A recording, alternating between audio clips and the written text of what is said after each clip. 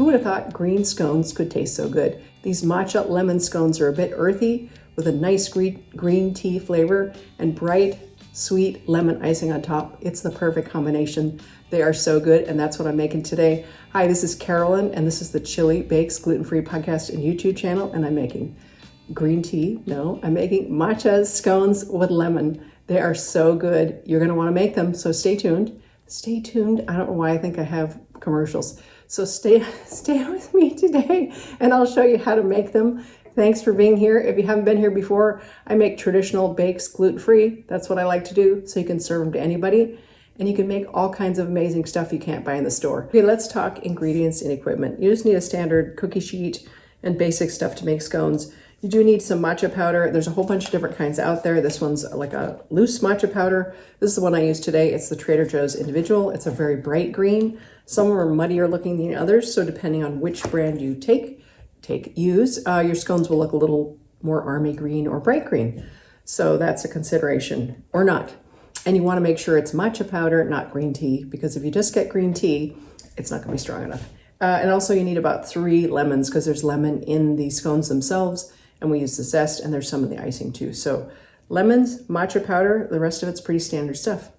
All right. Oh, preheat your oven to 400 degrees and let's get to baking. We're starting off the dry ingredients in a large bowl because we're going to cut the butter in, so you want a large bowl. It's 2 cups of cup for cup gluten-free flour and a 1/4 cup almond flour. You could use another nut flour, or you could use just more of the gluten-free flour, and 1/3 cup of granulated sugar, and a teaspoon of sweet rice flour for a little bit of that chew we like. Not chew. Wheatiness. It's not wheat, but it gives the wheat-like mouthfeel. That's a mouthful to say. Anyway, so we have 1/2 teaspoon of salt, small grain salt, just regular, 1/2 teaspoon of baking soda, and 1.5 teaspoons of baking powder. And then, here's the magic ingredient. We have 2 teaspoons of matcha powder. And let's whisk this together. I can't say whisk. Oh my gosh. Let's mix this well. We don't want a big chunk of matcha in here. Looks like it's pretty good. And then we're going to cut in the butter. So this is regular salted butter, and it's 1/2 cup, and I cut it into chunks. Whoops. And then we're just going to cut this in with a pastry blender. You could use your fingertips. You could also use a fork. And this is going to take me a minute. So I'm going to do this off camera, and I'll show you what it looks like at the end. So I cut in all the butter. There are a few larger chunks that you can kind of see there. 2 teaspoons of matcha gives you some matcha flavor, but it's not like a matcha punch to the face. So if you want more, like to be really matcha-y, you could add another teaspoon or so. I didn't want it that matcha-y. I want it as a flavor with a lemon and not just so bold and so bold and overpowering that you couldn't taste the lemon. So I want them to be not quite equal partners, but pretty close. So this is a great stage to stop your scones, and you could put it in the fridge. You could leave it overnight if you needed to, just cover it. Yeah, so if you wanted to make part of the scones the night before, then you just pull out this part and do the easy stuff baking, which is a really good way to do it in 2 parts. But that's our dry ingredients. Let's start the wet ingredients. In a kind of a small mixing bowl, we're doing 1 large egg. This is a zest of 1 lemon. It's about 1 teaspoon. Get in there. We're doing 2 tablespoons of applesauce. Remember, I add applesauce in place of some of the oil because sometimes gluten-free flour can't hold that much oil. And this is buttermilk. You could also use sour milk, but buttermilk's a little thicker. Just so you know, you might need a little less if you use soured milk. This is 1/2 cup. And then we have a 1/4 cup of freshly squeezed lemon juice. And this is just a whisk. Just make sure you break up the egg yolk, and then we're done. Get that thing off. So let's combine the wet and the dry. This I actually put in the fridge because I forgot I had stuff to do. Oops. But you know what? The nice thing about scones is you can make them wait, especially if you leave them at this dry stage. You could leave them in the fridge for a while in a covered container or an airtight container. You could even freeze it and then thaw it and use it. Okay, so we're adding the wet to the dry. Let's get some of this out. I'm already making a mess here. Great.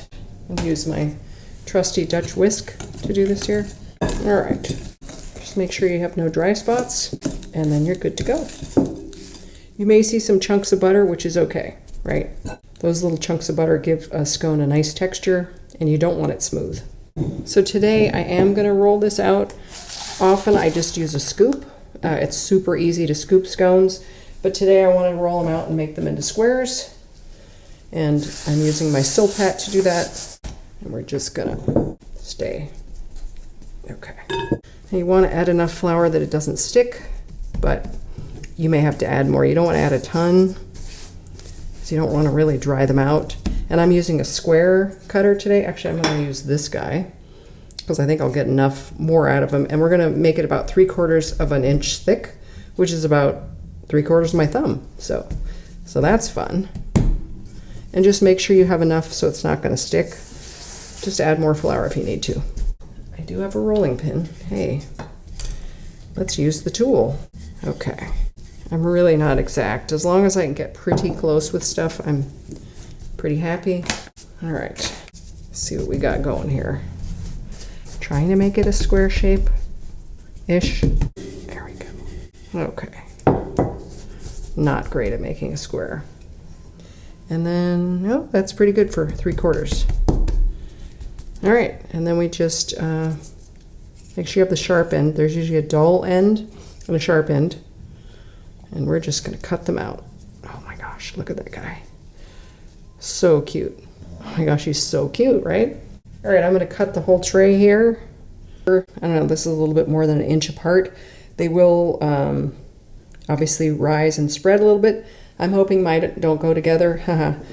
I like using this baking tray because it, what am I trying to say here? It gets a nice brown and it browns quicker. I have one that's insulated and I don't like the way it cooks scones. So I'm just giving this, you could either give it an egg wash or a cream. This is like a cream wash because I didn't make an egg wash. So we're gonna do this instead, and then it'll help with the browning on these guys. And then while this is still damp, I like to do a little, I don't know if you call it sparkling sugar, sanding sugar. I think it looks so cool. So that's what I'm going to be doing with the whole tray. Yeah.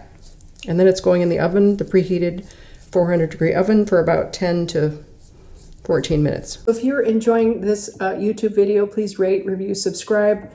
I don't know what's happening with my apron. It's a little cattywampus, but I'm always so happy to have you here. Thank you. Thank you for joining me. I really appreciate it. I don't know what to say. My throat's being crazy. But I'm going to be here baking. I'm going to be here baking twice a month for my podcast, and then more than that for the shorts. And I'm going to be baking traditional bakes that are gluten-free, and they're going to taste good. They're going to be bakes you can serve to anyone and not apologize for it being gluten-free, because I don't want to eat things that taste like garbage. So if you're interested in good tasting bakes that just happen to be gluten-free, come here. And then you can make what you want, when you want, and have it taste amazing. See, that's the best part. Where are you going to find a bake like today, the matcha lemon scones, somewhere that's gluten-free and tastes delicious? I don't know if you're going to find it anywhere. Anyway, so this is just my plug to say thank you for being here. Thank you for joining me. You make this fun for me, and I get to share what I know, and hopefully I'm helping people. So here's the glaze if you choose to make it. This is the zest of 1 lemon. It's about a tablespoon, no, a teaspoon, and a cup of powdered sugar. And then we're going to add some lemon juice. This is, I don't know, a couple tablespoons. I may not need all of it. I'm just going to mix it till it gets to the consistency I want. I want it pretty thick because I don't want it to make the scones soggy. So it's just really not the right instrument, but that's okay. We're just going to keep mixing. This is the world's smallest whisk. And this helps get the lumps out if it's thicker, and I can thin it. So that doesn't bother me at all. It just takes a little more time, and yeah. Look at all that lemon zest. Yum. Okay. Clearly you need a little bit more. Just be conservative how much juice you add, because if you make it too loose or too thin, it's hard to get it thick. Much easier to start thick and thin it as you go. And if you make this in advance, sometimes it gets really thick, and you might have to add a little bit more lemon juice to thin it out before you put it on the scones. Oh gosh. Okay. That's pretty good. I might want a little thinner, but I'm just going to let that sit and get the scones out of the oven. Oh my gosh, they smell so good. But that's pretty close to what I want it. You can make it thinner if you want. You can make more glaze, double the recipe, triple it, whatever. I just want some sweetness, but I don't want it like frosted like a cake. Okay, here they just came out of the oven. They kind of spring back a little bit. They're going to be browned on the bottom. Whoops, not that one. No, they're not as brown as I wanted, but that's okay. And I'm going to cool them on a rack for a few minutes and then glaze them. All right, so these have been cooling for a little bit. They're warm, but they've been cooling for a little bit, and I'm just going to take a little icing here and just kind of give it like a rough ice. I don't know. I think I like the way that looks. Kind of rugged looking. That's kind of goofy, but that's how I'm going to do it. I did make some, whoops. Let me show you what I'm doing here. I did mix some matcha with lemon juice, and I thought, oh, I'm going to use that in there. Let me show you what that looks like. So I mixed matcha with lemon juice, which is like a dark green. It's really matcha flavored, so I thought it would look nice as a swirl, but I thought it was too much matcha flavor. Now, if you wanted to, you could do like a little dusting of green tea, I guess, which looks fine. I just didn't need any more green tea, so that's why I didn't do that. And it already has lemon zest. You could top with a little more lemon zest, but you know, that's optional. So I'm going to keep doing this whole tray. I'm so excited to eat these. They smell amazing. Oh my gosh, they're so delicious looking. Actually, that's a lie. I already ate one, so I know they're delicious. Okay, I'm finally sitting down to eat this bake. I just finished photographing them, and what a bummer, I had to take a bite out for the picture. You know that happens. So, hi Andy. So my scone has a bite out of it, but check out this beautiful bake. It is nicely green, but not crazy green. It's got a nice thick lemon icing on it with, I did decide to put a little lemon rind and a sprinkle of green tea powder, but not too much because it already has a lot of green tea taste. So it smells like lemon. I don't know what that sound was. It smells like lemon. It's got that nice earthy green tea-ness. It's a really nice, moist, tender scone. It's not oily. Has a nice brown bottom. The scone itself is lightly sweet with a little bit of that earthy matcha flavor. And then the really tart, sweet lemon icing is so good. It's so good. I don't know how many people like matcha, but I love it. And boy, this is delicious. I'm going to eat one more bite. Yeah, I'm going to choke here. It's super flavorful. It's actually beautiful, I think. Kind of looks like Grinch scones, but really good. Matcha and lemon is such a good combination. These are delicious. I'm going to put it down because otherwise I'm going to be stuffing my face talking to you the whole time. Thank you so much for joining me again in the kitchen. I hope you enjoyed this bake as much as I enjoyed hanging out with you in the kitchen and showing you this bake. I hope I don't have anything green in my teeth because gross. Anyway, it was super fun to have you here. Hope you enjoyed the recipe. Come back next time. The next podcast bake is May 1st. I'm making meringue cookies. I'm still hashing out the details as to what kind of meringue I want to do, but a homemade meringue cookie is nothing like the ones you buy in the tins that are dry and they just crumble into dust. This is something entirely different. It's almost like a marshmallow-like texture. They are a delight. They are amazing, but they are nothing like the ones you buy in the store. So, and they're naturally gluten-free. So you need to try one. You need to bake one. You should join me next time for that bake. In the meantime, bake something gluten-free and delicious. Oh my gosh, these are amazing. I'm gonna eat more than one, for sure. No, hey, come here. Come on, you can't get crazy. He's getting crazy. I gotta go. Next time, I'll see you soon. You can't eat that. Come here, buddy. Come on, upsy daisy. Up. Come on, you can have this one. Can I have a kiss? Kiss? Can I get it? There he goes.